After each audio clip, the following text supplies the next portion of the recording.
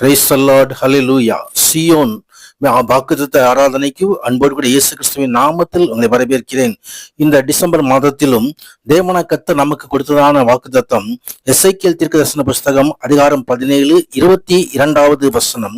கர்த்தராகிய ஆண்டவர் சொல்கிறது என்னவென்றால், நான் உயர்ந்த கேதுருவின் நுனிக்கலைகளில் ஒன்றை எடுத்து அதை நடுவேன், அதன் இளங்கிளைகளில் உள்ள கொழுந்துகளின் இலசாயிருக்கிற ஒன்றை கொய்து அதை உயரமும் உன்னதமான ஒரு பருவத்திலே மேல் நாட்டுவேன் என்று ஆண்டவர் சொல்கிறார். கர்த்தருடைய நாமத்திற்கு மகிமை உண்டாவதாக. ஆம், அவர்தாமே நம்மை உயரம் உன்னதமான இடத்திலே அவர்தாமே நம்மை நாட்டுகிற தேவன்.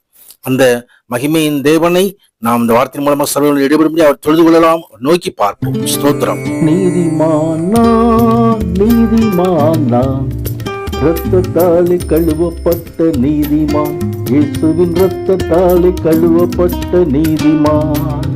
பனை மரம் போல் நான் செழித்தோங்குவேன், கேதுரு மரம் போல் வளர்ந்திடுவேன்.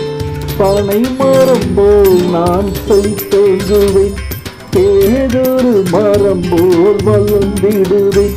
கர்த்தரின் இல்லத்தில் நாட்டப்பட்டு முதிர் வயதிலும் நான் கனி தருவேன். கர்த்தரின் இல்லத்தில் நாட்டப்பட்டு முதிர் வயதிலும் நான் கனி தருவேன்.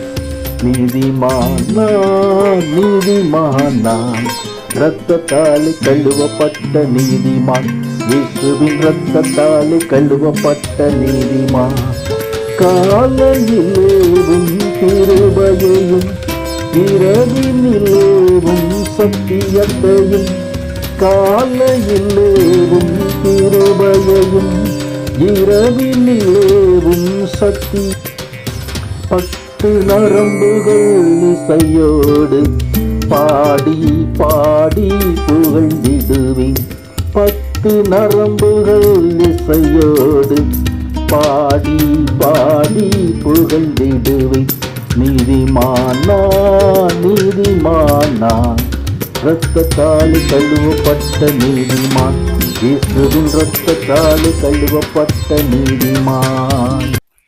சர்வ வல்லமையும் மிகுந்த கிருபையும் அன்பின் பரலோக பிதாவே, நன்றியோடு ஸ்தோத்திரிக்கிறோம் ஆண்டவரே. கர்த்தர் கொடுத்த புதிய மாதத்துக்காய் தகப்பனே நமக்கு நன்றி செலுத்துகிறோம். இந்த புதிய மாதத்திலும் சர்வலதாமே இந்த வசனத்தின் மூலமாக கர்த்தர் எங்களை ஆசீர்வதிக்கும்படி தகப்பனே, சகல பிரஸ்தாபத்தை பார்க்கிலும் நீர் மகிமைப்படுத்திருக்கிற இந்த வசனம் என் வாழ்க்கையில் ஒரு புதிய வெளிச்சத்தை இந்த மாசத்துல புதிய மகிமையை கொண்டு வரும்படி சமூகத்தில் ஒப்புக் கொடுக்கிறோம். பரிசுத்த ஆவியானவராமே பொறுப்படுத்திக் கொள்ளுங்கப்பா, ஆசீர்வதிங்க. சகல துதி கன மகிமைகளை பரிசுத்த நாமத்துக்கு நாங்கள் செலுத்துகிறோம். அருமை ரட்சகர் இயேசு கிறிஸ்துவின் நாமத்தில் ஜெபத்தை கேளும் நல்ல பிதாவே, ஆமென்.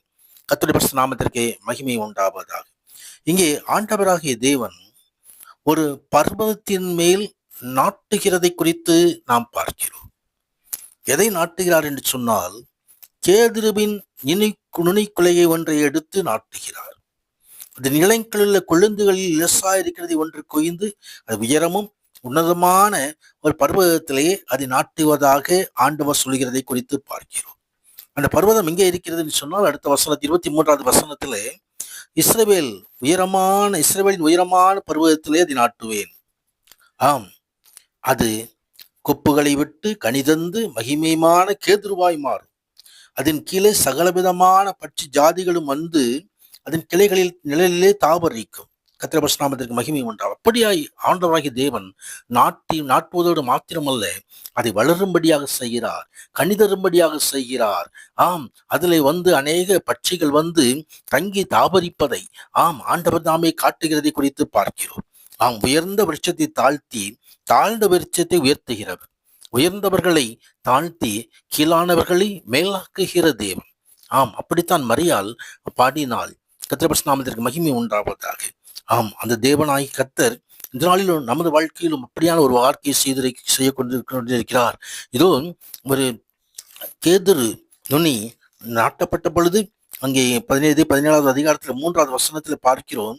ஒரு பெரிய கழுகு, இறகுகளை உடைய பெரிய கழுகு லீபனோனில் ஒரு கேதுரு நுனியை பிடித்து அதன் இளங்கொழுந்துகளை அந்த வர்த்தக தேசத்திற்கு கொண்டு சென்றது என்று சொல்லி பார்க்கிறோம்.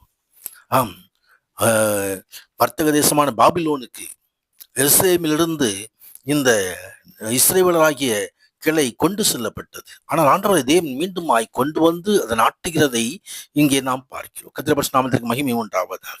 பாவத்தின் நிமித்தமாக, சாபத்தின் நிமித்தமாக, பலவிதமான சிறைக்குள்ளே கடந்து சென்ற சத்ருடைய காரியங்களினாலே, பலவிதமான வஞ்சகத்தினாலே, சத்ருவினுடைய தந்திரத்தினாலே சிறைப்பட்டு போன இஸ்ரவேலரை ஆண்டவராகி மீண்டுமாய் கொண்டு வருகிறார், நாட்டுகிறார். அதே தேவன் இன்றைக்கும் இந்த மாதத்திலும் நம்மையும் அவருடைய பரிசுத்த பருவத்தில் நாட்டுகிற தேவனாக இருக்கிறார். எனது பரிசுத்த பருவத்தில் கொண்டு வந்து மகிழ பண்ணுவேன் என்று சொல்கிற தேவன். ஆம், அவருடைய பரிசுத்த ஸ்தலமே பரிசுத்த ஸ்தல பர்வதம்.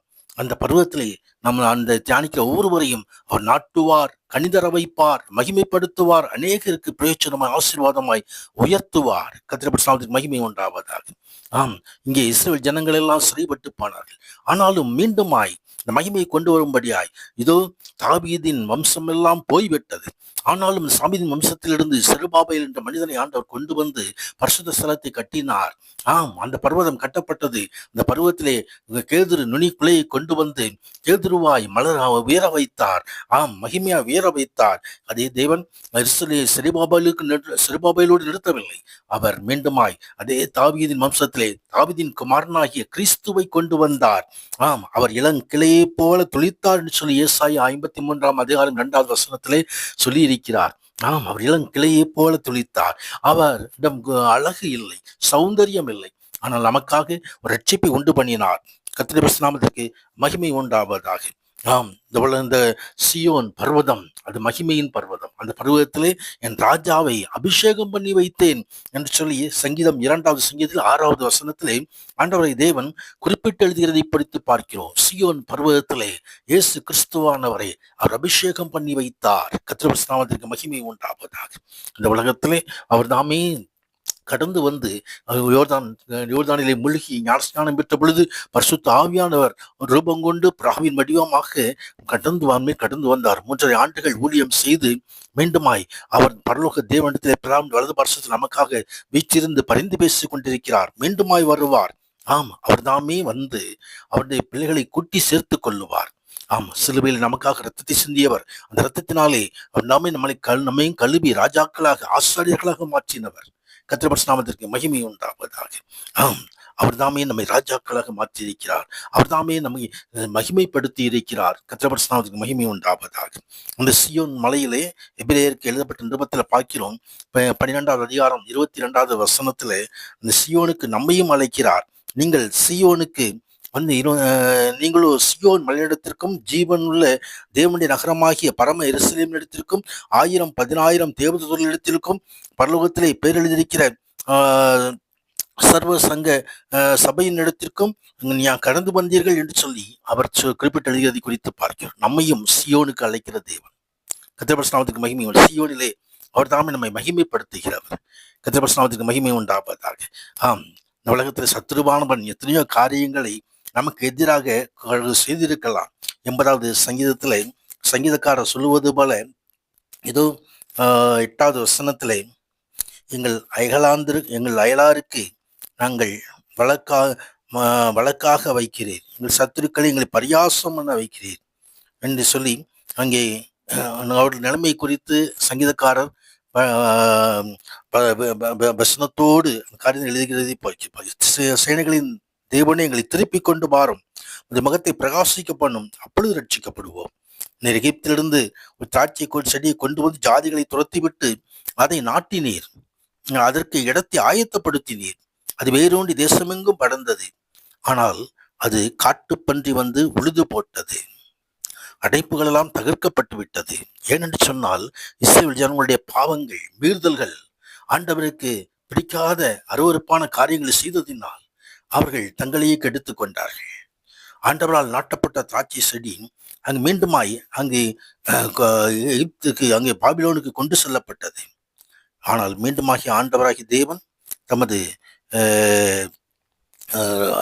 ரட்சிப்பின் தேவனால் இரட்சகரால் மீண்டுமாய் கொண்டு வந்து அவர் நாட்டுகிற தேவனாக இருக்கிறார். அதற்காகவே அவர் தாமே சொல்கிற தேவன், உமது கரம் உமது வலது பார்சத்து புருஷன் மீதும் நீ நடப்படுத்தின மனுஷகுமாரன் மீதும் இருப்பதாக.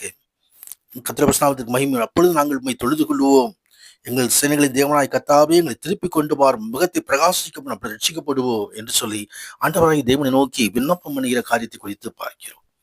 அந்த விண்ணப்பம் வீணாக போகவில்லை. பிதாவாகிய தேவன் ஒரே பேரான குமாரனை மனுஷகுமாரனாக இந்த உலகத்தில் அனுப்பினார். அவர் தம்மை தாமே தாழ்த்தி அவர் தாமே ஒரு அடிமையின் ரூபம் கொண்டு நமக்காக இந்த உலகத்திலே கடந்து வந்தவர், நமக்காக சிலுவையில் ரத்தத்தை சிந்தினவர்.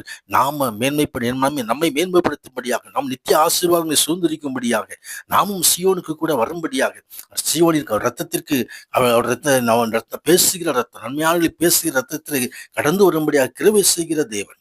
கர்த்தருடைய மகிமை உண்டாவதாக. அந்த உன்னத தேவன் நம்மையும் ரட்சித்து அவர் நம்மை ஆசாரியர்களாய் ராஜாக்களை மாற்றி அவர் சீயோனிலே கொண்டு வருகிறவர். ஜெயம் பெறுகிறவன் எவனோ அவனை என் சிங்காசனத்திலே அமர பண்ணுவேன் என்று சொல்கிற தேவன், சிங்காசன ஆசீர்வாதத்தை தருகிறவர். அதோடு கூட நல்ல போராட்டம் போராடுகிறவர்களுக்கு நீதியின் கிரீடம் வைக்கப்பட்டிருக்கிறது என்று சொல்லி பவுல் அப்போஸ்தலமாக தெரியப்படுத்தினவர். அந்த நீதியின் கிரீடத்தை நாம் பெற்றுக்கொள்ளும்படியாக, ராஜரீக ஆசீர்வாதத்தை